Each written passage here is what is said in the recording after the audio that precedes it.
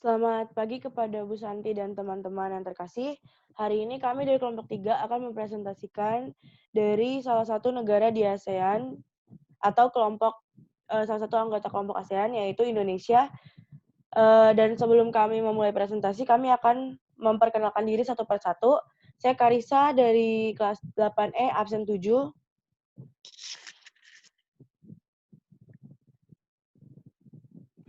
Saya Karinya Patricia Arianto dari kelas absen 8 dari kelas 8E. Saya kelas 8 ya. Dan pertama-tama akan dijelaskan oleh Ivan. Indonesia. Indonesia adalah negara memiliki dua iklim, yaitu kemarau dan hujan. Indonesia juga memiliki banyak flora dan fauna dari beberapa daerah atau provinsi. Ibu kota Jakarta atau Rupiah. Iklim kemarau mayoritas Jawa dan Sumatera. Batas-batas negara utara: Filipina, Malaysia, Laut Tiongkok Selatan. Selatan, Samudra Hindia, Australia, Laut Timur. Timur, Papua Nugini dan Samudra Pasifik. Barat, Samudra Hindia. Bahasa Indonesia, agama Islam. IPM 0,648. GNI dolar 9.788. SDA minyak, gas bumi, batu bara adalah indeks pembangunan manusia atau kualitas penduduk di suatu negara. GNI adalah gross national income atau dimensi standar hidup suatu negara.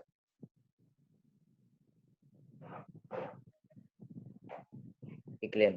Indonesia berada di wilayah iklim tropis. Ciri iklim tropis adalah suhu udara yang tinggi sepanjang tahun, yaitu sekitar 27 derajat Celcius di daerah iklim tropis. Tidak ada perbedaan yang jauh antara musim hujan dan musim kemarau.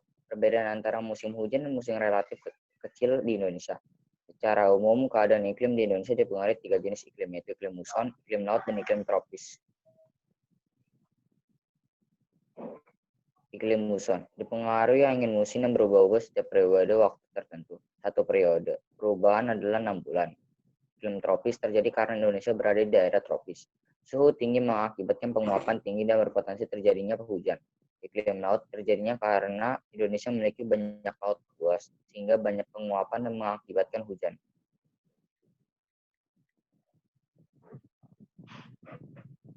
Perayaan yang hangat di wilayah Indonesia sangat berperan dalam menjaga suhu di darat tetap konstan dengan rata-rata suhu 20 derajat Celcius di wilayah pesisir, 26 derajat Celcius di wilayah pedalaman dan dataran tinggi, serta 23 derajat Celcius di wilayah pegunungan. Perubahan suhu antar musim di Indonesia pun tidak begitu signifikan. Selain itu, perbedaan antara lama waktu siang dan malam pun tidak sebesar 48 menit antara waktu siang terpanjang dan waktu siang terpendek. Oleh karena itu, tumbuhan dapat tumbuh sepanjang tahun. Tentang alam, Indonesia memiliki banyak pulau, di mana terdapat 3 pulau besar, yaitu Pulau Jawa, Sumatera, dan Kalimantan. Selain itu, Indonesia juga memiliki posisi yang strategis, yaitu terletak di apit oleh dua benua dan samudra. Adapun Indonesia memiliki bentang alam yang terdiri dari dataran tinggi, dataran rendah, pegunungan, pantai, dan perbukitan. Indonesia merupakan bagian dari Ring of Fire, yaitu jalur pegunungan vulkanik. Bentang alam Indonesia dilingkupi pegunungan aktif yang sering menimbulkan getaran penyebab gempa. Flora dan fauna. Indonesia memiliki beragam flora dan fauna. Flora dan fauna di Indonesia bagian barat Asiatis meliputi wilayah Sumatera, Jawa, Bali, dan Kalimantan. Ciri-ciri bertubuh besar, buas. Contohnya gajah, harimau, singa, macan, dan lain-lain. Contohnya meranti, nangka, dan rotan. 2. Bagian peralihan atau Asiatis. Ciri-cirinya terletak di bagian tengah. Contohnya anoa, kuskus, burung maleo, dan lain-lain. Dan contohnya adalah bunga rafflesia. 3. Bagian timur Australis. Ciri-cirinya binatang menyusui dan burung berwarna-warni. Contohnya burung cendrawasih, burung kasuari, sagu, atau minyak kayu putih.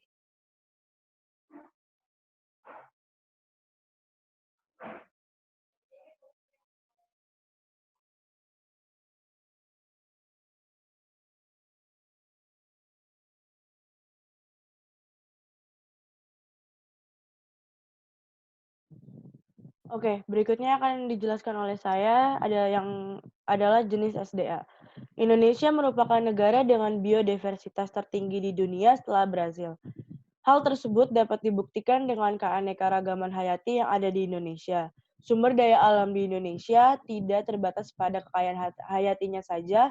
Berbagai daerah di Indonesia juga dikenal sebagai penghasil berbagai jenis bahan tambang seperti petroleum, timah, gas alam, nikel, tembaga, bauksit, batu bara, emas, dan perak.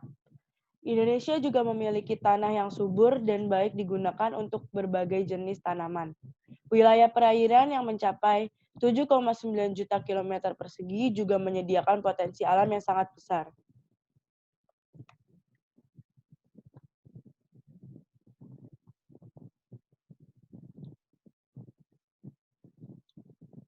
Persebaran SDA.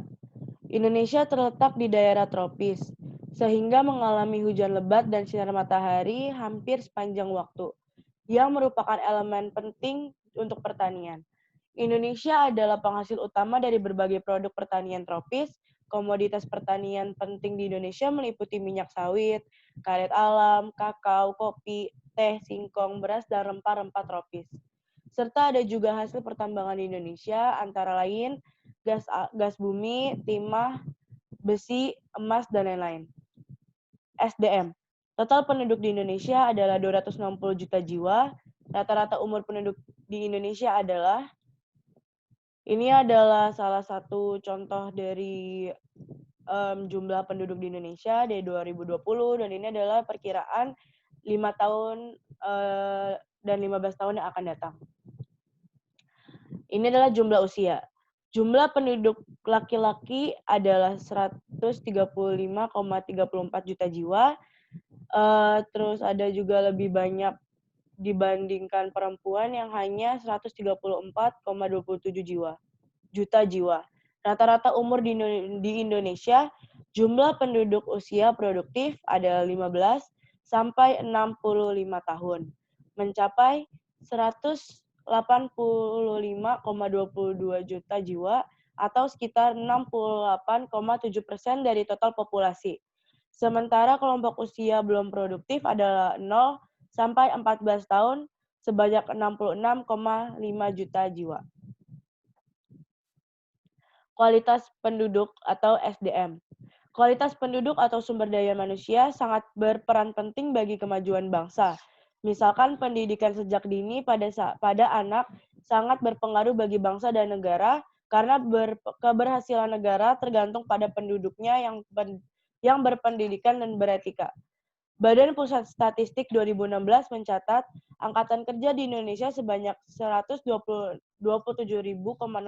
jiwa, dengan sebagian tamat SD 47,37%, tamat SMP sebanyak 18,57%, setingkat SMA atau SMK 25,9%, S1 sebanyak 8,96%.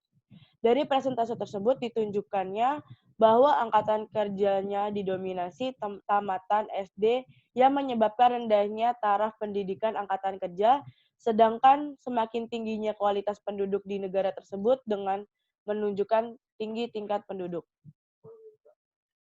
Kualitas penduduk dan tingginya pendidikan akan sangat berguna bagi bangsa dan negara karena dari hasil ilmu yang diperoleh akan digunakan untuk mengolah sumber daya alam yang dimiliki sehingga dapat mensejahterakan bangsa. Di dalam negara-negara ASEAN, Indonesia termasuk negara yang di mana SDM-nya masih sangat dikit dan berada di peringkat bawah. Catatan dari LP3E Kadin, Indonesia menempati peringkat kelima dan peringkat kelima ini menurutnya masih sangat jauh dibandingkan Singapura, Brunei Darussalam, Malaysia, dan Thailand. Sebenarnya, Indonesia menjadi negara yang investasinya cukup baik, tetapi tidak didukung oleh produktivitas tenaga kerja. Kualitas SDM yang rendah juga berpengaruh pada tingginya tingkat pengangguran yang ada di Indonesia. Kesempatan kerja di Indonesia masih sangat sempit. Karena perusahaan asing lebih mengutamakan tenaga profesional asing, sedangkan tenaga kerja di Indonesia, lebih mengutamakan bekerja di luar negeri dengan gaji yang lebih besar. Sehingga banyak banget negara di masyarakat lokal itu sulit mendapatkan kerja dan menjadi pengangguran.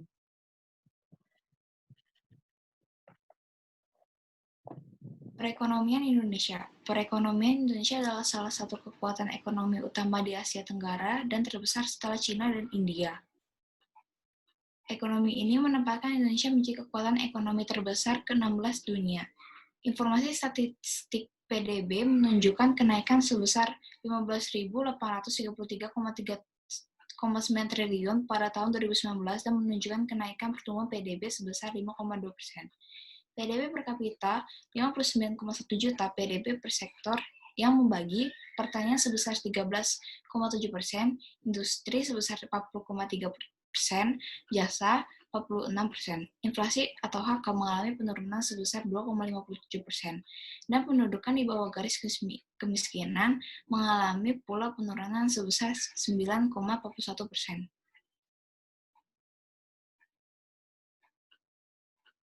Koefisien Gini, Indonesia juga mengalami penurunan sebesar 0,38%, sementara Angkatan Kerja mengalami kenaikan sebesar 137,91 juta yang terdiri dari Angkatan Kerja Pertanian 38,3%, Industri 12,8%, Layanan 48,9%, sedangkan pengangguran di Indonesia sebanyak 4,99%. Industri atau ekonomi Indonesia dicatat yang berpenghasilan sebagai besar minyak dan gas alam, tekstil, pakaian, sepatu, makanan, pariwisata, dan Indonesia juga mencatat peringkat ke-73.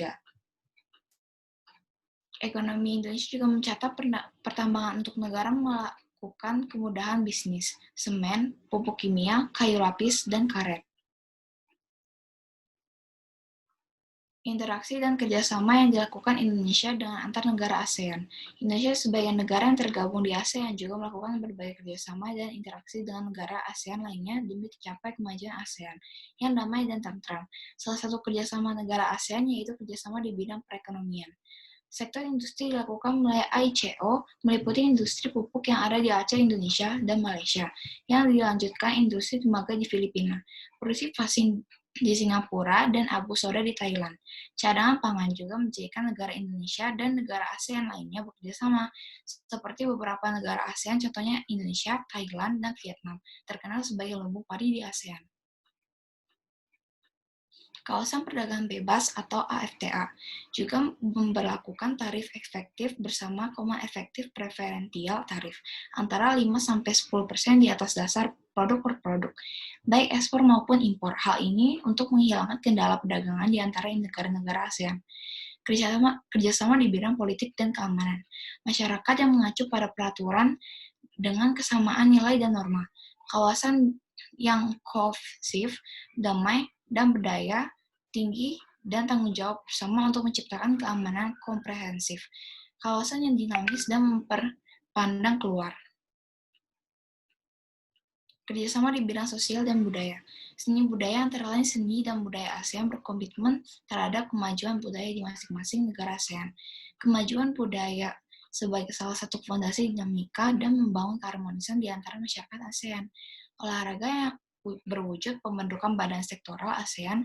Tentang olahraga pertama kali diusulkan pada KTT ASEAN ke-16 di Vietnam dalam April 2010. Pendidikan yang merupakan inti pembangunan ASEAN untuk menciptakan masyarakat berbasis pengetahuan dan berkontribusi pada peningkatan daya saing ASEAN. Kesehatan negara-negara kawasan ASEAN mengalami pertumbuhan demokratif, epidemiologis, dan sosial ekonomi yang cepat.